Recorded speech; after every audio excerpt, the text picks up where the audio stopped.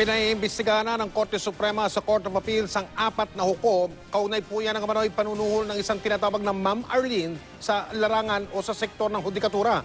Sa paunang report ng Supreme Court Ad Hoc Committee ay lumabag daw ang mga hukom na yan sa mga alituntunin sa pagsasagawa ng eleksyon ng Philippine Judges Association o PGA.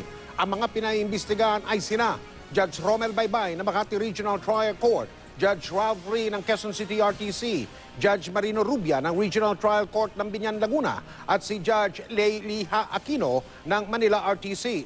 Ang investigasyon ay dahil napabalita na may umano'y nagngangalang Ma'am Arlene sa hudikatura na nanunuhol daw para masiguro ang panalo ng ilang kandidato sa eleksyon ng PJA. Mula Manila RTC, inilipat na sa Tugigaraw si Aquino. Sinuspindi naman sa pagkapresidente ng PJA si Lee, habang si Rubia tinanggal sa pwesto at pinababawi ng Korte Suprema ang lahat ng kanyang benepisyo.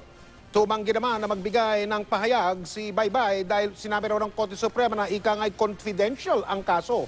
Tumanggi rin magbigay ng pahayag si Lee habang sinusubukan pa naming makapanayam sina Aquino at Rubia.